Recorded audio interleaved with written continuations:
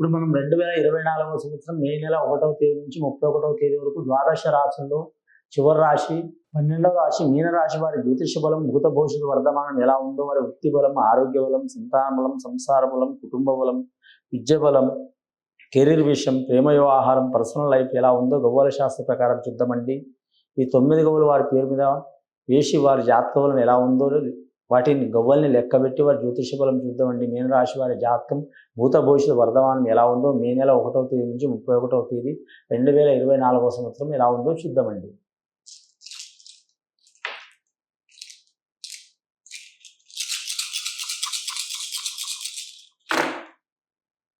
మీనరాశి వారి జాతకంలో 2 గవ్వలు పడ్డాయండి. 2 గవ్వలు అంటే వీరి జాతకానికి ఆదాయం ఖర్చు సరి సమానం ఉంటుంది. సాయం చేసేవారు 4, ఇబ్బందులు పెట్టేవారు 7.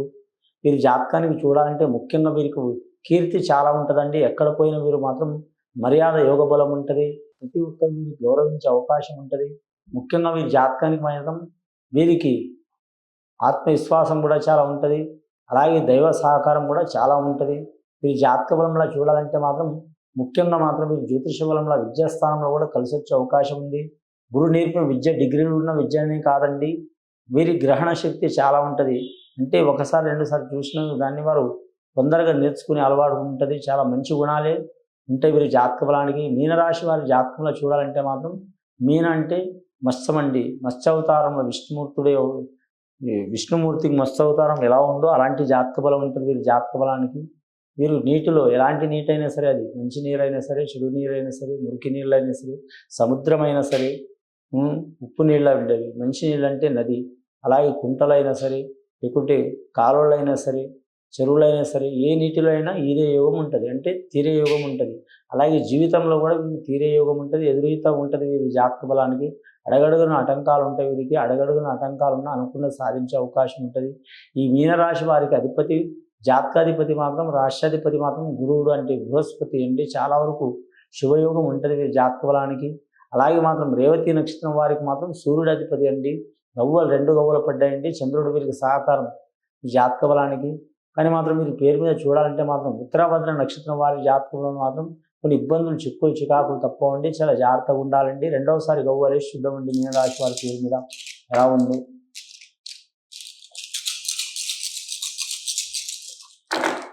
రెండవసారి గవ్వలేస్తే 3 గవ్వలు పడ్డాయండి. చాలా వరకు శుభకరమైన గవ్వలు పడ్డాయి వీరి జాతక బలానికి. వీరి జ్యోతిష బలం గ్రహాలు బాగాలేకపోయినా గవ్వల శాస్త్ర ప్రకారం అయితే చాలా మంచిగా ఉందండి. గత 2 సంవత్సరాల నుంచి ఇబ్బందులు, చిక్కులు, చికాకులు చాలా వస్తున్నాయి వీరికి. ధనపరంగా, ఆరోగ్యపరంగా, కుటుంబ పరంగా, సంసార పరంగా, సంతాన పరంగా, అలాగే పర్సనల్ లైఫ్లో, ప్రేమ వ్యవహారంలో, వృత్తి విషయంలో, వ్యాపార విషయంలో ఏదో ఒక సమస్య, చిక్కు, చికాకు వస్తూనే ఉంటుంది. రాజకీయ పరంగా కూడా ఇబ్బందులు వస్తున్నాయి. కానీ వీరికి మాత్రం బాధ్యతలు చాలా ఉన్నాయి. ఆ బాధ్యతలు నెరవేర్చుకునే గుణం ఉంటుంది వీరి జాతక బలానికి. 3 గవ్వలు పడ్డాయండి. త్రికారణ శుద్ధిగా వీరు అనుకున్న సాధించే అవకాశాలు ఉన్నాయండి.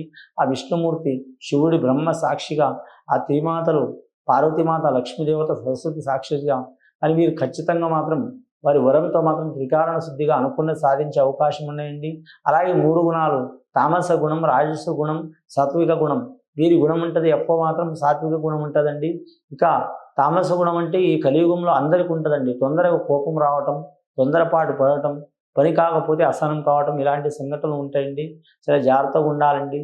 కానీ మాత్రం ఈ తొందరపాటు నిర్ణయం ఏ రాశి వారు, ఏ నక్షత్ర వారైనా సరే అండి, ఈ కాలంలో మాత్రం ఈ నడుస్తున్న ఈ కంప్యూటర్ యుగంలో కోపం రావటం సహజం, అసహనం కావటం సహజం. అది దాన్ని కొద్దిగా కంట్రోల్ చేసుకుంటే తిరుగు ఉండదు. ప్రతి దానికి సొల్యూషన్ ఉంటుందండి. మీరు కంట్రోల్తో ఏ పని చేసినా కలిసి వచ్చే అవకాశం ఉంటుంది. పెద్దల సహకారం కూడా ఉంటుంది. వీరి జాతక బలానికి చూడాలంటే మాత్రం ఖచ్చితంగా విష్ణువు, బ్రహ్మ పూజించడం, అలాగే త్రిమాతల్ని పూజించడం చాలా మంచిది. అలాగే వీరి పేరు మీద చూడాలంటే మాత్రం ముఖ్యంగా వీరి జాతక బలానికి మాత్రం అటు విష్ణు అవతారం, ఇటు ఈశ్వరుడి అవతారం. అంటే ఈశ్వరుడికి అవతారాలు లేవండి, ఆయన లింగకారకుడు.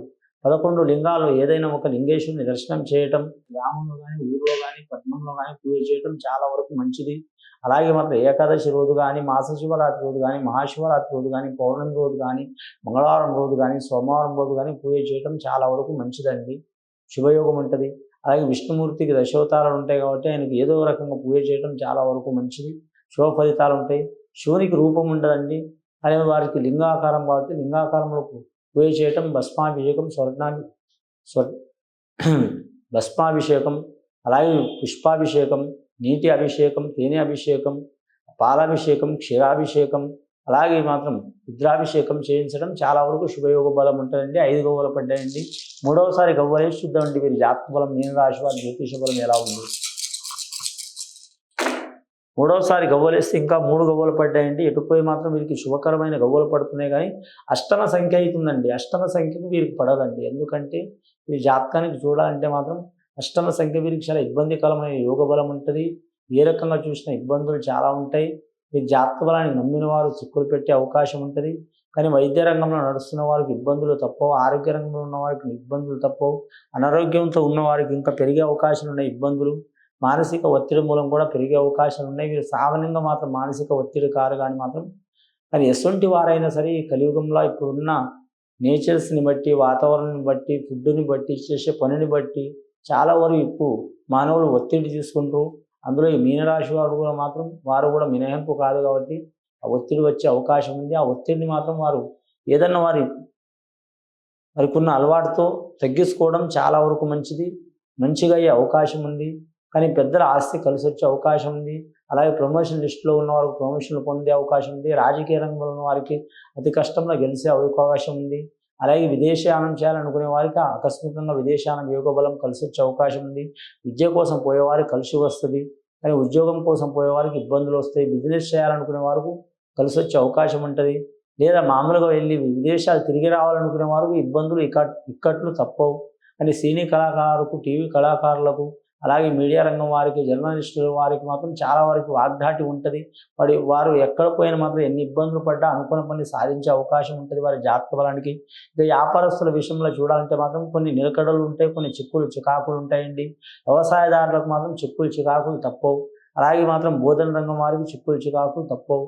అలాగే వీరి జాతక బలంలో చూడాలంటే మాత్రం అంశబలం భారీగా ఉంటుంది. జీవరాశుల వ్యాపారం చేసేవారు కలిసి వస్తుంది.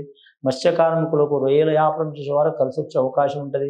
షేర్ మార్కెట్, స్టాక్ మార్కెట్ వ్యాపారం, యోగ బలం చేసేవారు కలిసి వచ్చే అవకాశాలు ఉంటాయి.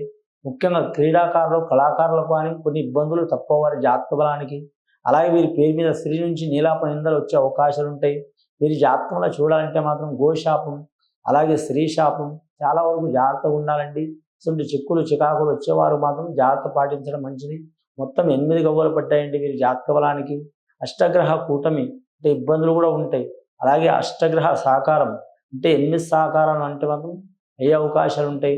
వీరి జాతకానికి పడమర దిక్కు, తూర్పు దిక్కు చాలా వరకు మంచిదండి. గృహం కొనాలనుకునే వరకు, కట్టాలనుకునే వరకు, నిర్మించాలనుకునే వారికి, వ్యాపారం చేయాలనుకునే వారికి మంచి ఫలితాలు కలిసి వచ్చే అవకాశాలు ఉన్నాయండి. మీరు తప్పకుండా మాత్రం పరమేశ్వరుని ఆరాధన చేయటం, విష్ణుమూర్తిని ఆరాధన చేయటం, అన్నదానం, గోదానం, సువర్ణదానం, భూదానం, ఎవరు శక్తి మించిన వారు, ఎవరు శక్తికి మించకుండా వారు సద్బ్రాహ్మణులతో పూజ చేపించడం, హోమం జపం చేపించడం చాలా మంచిదండి. ఇది విని చూసి ఆచరించే వారికి గొప్ప ఫలితాలు కలిసి వస్తాయండి. శుభం భూయాత్.